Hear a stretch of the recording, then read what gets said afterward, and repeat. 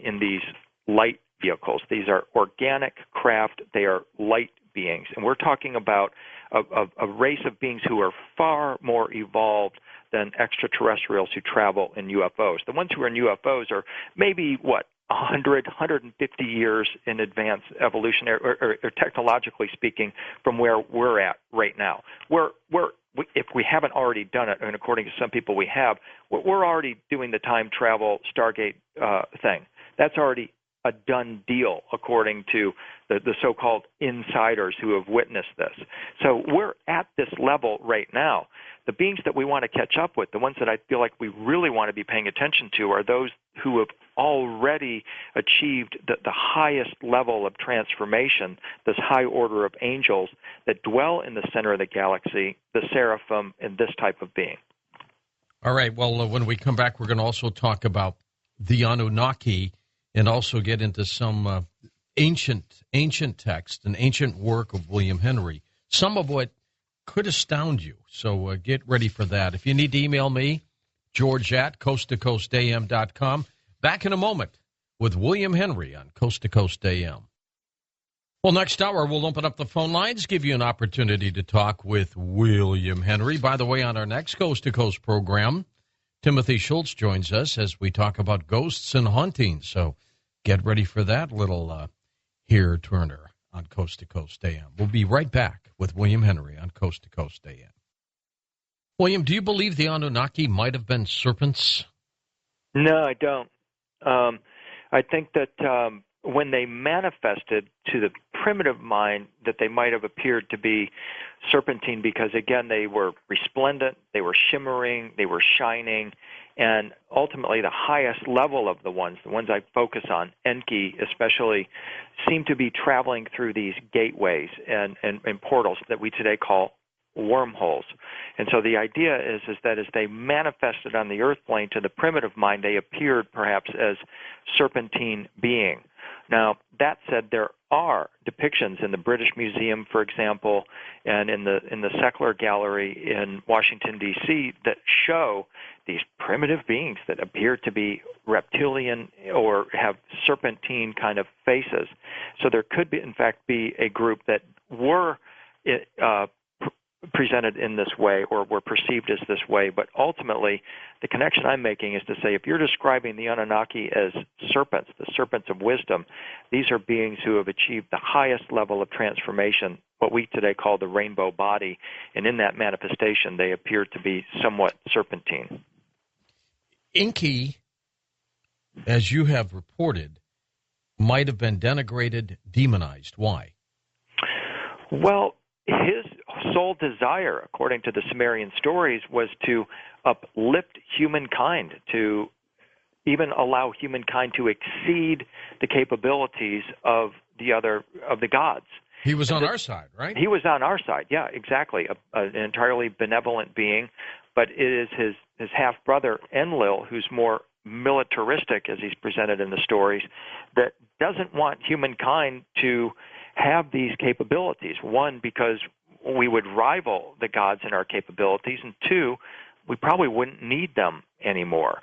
And so those are two justifications for why Enki was denigrated, and I think it leads to this conclusion certainly this question that some being or group of entities, probably the Anunnaki, switched off or disabled critical spiritual functions of our DNA, neutered us in a sense, so that we wouldn't be able to match the Anunnaki and we would forever be subservient to them. Then they come into our sacred texts, such as the Old Testament, and implant these stories that tell us, oh, beware of the serpent of wisdom. Don't go near this being. Trouble lurks here. And so what happens is you have people that don't have any concept of their true spiritual capability. They think this is all that is, the human body I'm speaking of. Little do they know that part of our earthly quest is to learn the secrets of the human body, of our DNA, of the double helix, which was in fact Enki's hieroglyph, and activate these capabilities to overcome this, if you want to call it, diabolical switch off, turn everything back on, and light ourselves up. that is our goal. And if, to the extent that people buy into this idea that we can't do that, and people tell me all the time, how dare you say that people can become whole, holy, and complete? You sound like you're Satan. You sound that Satan would say that. They say that to you? Yes, they do. I get emails to this effect from people saying that that's what Lucifer would have you believe. That's what Satan would have you believe, that you can become whole, holy, and complete. How dare you, you pathetic piece of human garbage, believe that you can transform yourself into a glorious light being. I'm being maybe a little over dramatic here, but that's the sentiment. That's the basic foundation of Christianity, that we all are sinners, that we don't, and we're sinners because we don't match the glory of God. And the glory of God, the word glory means to glow rays, to glow rainbow rays. So if you're a sinner, it just simply means you're not in your rainbow body, and that pretty much encompasses just about everybody. But the way to overcome this is to activate our spiritual capability, to embrace it, not to be in fear of it. Are you a believer in the 12th planet? No, I'm not. I'm not at all a believer in that. And I mentioned Mike Heiser earlier. He pretty well gave me the Kool-Aid that woke me up from the whole Sitchin 12 planet scenario when he introduced his research into the Chicago Assyrian Dictionary. The 12th planet is called Nibiru. And as he noted, when you go into the Chicago Assyrian Dictionary, which is considered the ultimate authority on the Sumerian language, Nibiru is called the Nibiru. And the definition of the Nibiru is it is a star, a gate, and a crossing point. Now, Mike disagrees with my linking those words together, saying you can't add the words star and gate together to come up with a conclusion or hypothesis that Nibiru is, in fact, a stargate, but that's my operating premise, that these beings are light beings who travel the universe through stargates and wormholes, and the Nibiru, I just don't subscribe to the 12th planet scenario any longer. The bloodlines that David Icke has talked about, where he believes that the reptilians are ruling the planet right now. As far-fetched as it sounds, William, there could be an air of truth to that and believability. Yep, there could be. And I'm not telling anybody that, don't follow David Icke. He's constantly, like Jordan Maxwell, feeling like he's persecuted, that people are out to get him, and that they're going to try to somehow destroy his message. I'm not that guy. I'm saying, yeah, go for it. Research that. Take a look at it. But I would encourage you to spend equal time taking a deeper look at this imagery, at these beings, and say, well, wait a minute. These winged serpents that appear all over the place as seraphim, these aren't beings that are trying to somehow control the banking system of Earth. They have a little bit more on their mind than that. They are not interested in earthly control. They are interested in waking humankind up to their true spiritual potential. That's what this big game is all about. So if you're focused on which Rockefeller is doing what to which, pick another Illuminati bloodline, yeah, that could be a good use of your time, but I'm saying let's focus on what they're really trying to get us to, what they're really trying to withhold from us, which is the keys to unlocking our DNA. How do we connect with these higher order of beings? How, in fact, do we become such beings? That, to me, is the far more interesting and I think a much more fruitful way to spend your research time. William, you went to Assisi in Italy just a few months ago.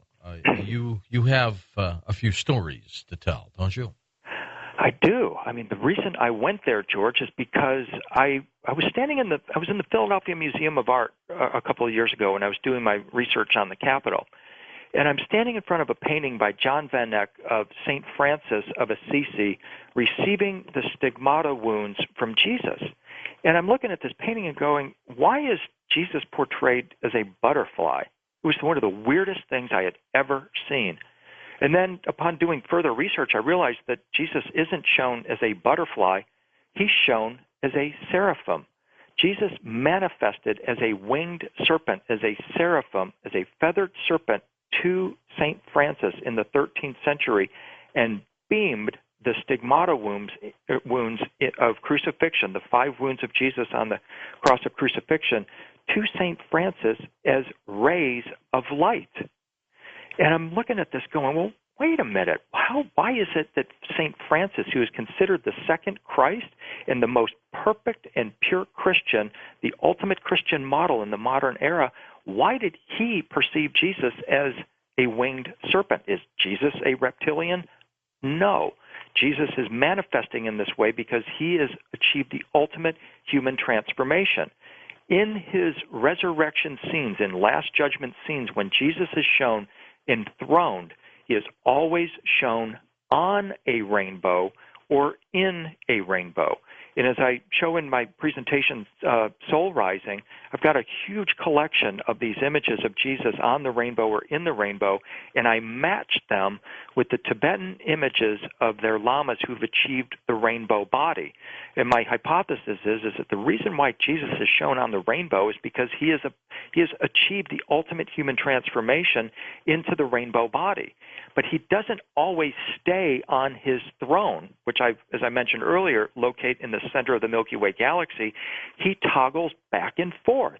And when he manifested as an apparition, as a full-spectrum rainbow being, that's what the word apparition means. When he appeared as an apparition to St. Francis, he appeared as a seraphim, as a feathered serpent. And guess what? The Mayans say that Quetzalcoatl is a feathered serpent, and the Mormons come in and say Jesus and Quetzalcoatl are the same. I was going to ask you that. And what about the Mormons and their belief? There you have it. The Mormons believe that after his crucifixion, that Jesus appeared in America. Now, if he's appearing after his resurrection, this is after Jesus has achieved full glory. When Jesus is shown in full glory, he is shown with a rainbow around him or coming from within him. So if this is literally true, then what the Mormons are saying is that Jesus manifested or appeared in his rainbow body in America after his resurrection. And they believe that he is actually Quetzalcoatl, that Jesus came to America, to Mesoamerica, to continue his work, and he was known as the feathered serpent, which means he appeared as a seraphim, and he was also known as the peacemaker, showing up to numerous tribes. There's a wonderful book called He Walked the Americas by L. Taylor Hanson that documents that Native American tribe after Native American tribe talked about the appearance of Jesus in America. He's always called the peacemaker. There are numerous correspondences the Mormons have documented between Jesus and Quetzalcoatl. There are also, importantly, differences, but the similarities make us posit this very profound question: did Jesus appear in America? Is he in fact coming back in 2012 as the figure the Mayans identified as Quetzalcoatl? Is he traveling through this serpent rope or wormhole as a seraphim? You know, George, when in the book of Acts, when it talks about the ascension of Jesus after the resurrection, he ascends into the heavens. And there's this scene where the men of Galilee are gathered. Two men dressed in white who might, in fact, be either Essenes or angels, ask the men of Galilee, why are you looking into the heavens for Jesus' return? He's going to return the same way he left. And in artwork, he is shown traveling in a portal or a gateway. And where does religion come in here, William? I mean, did they get it wrong? Did they misinterpret? What happened? Well, I think that religion, unfortunately, is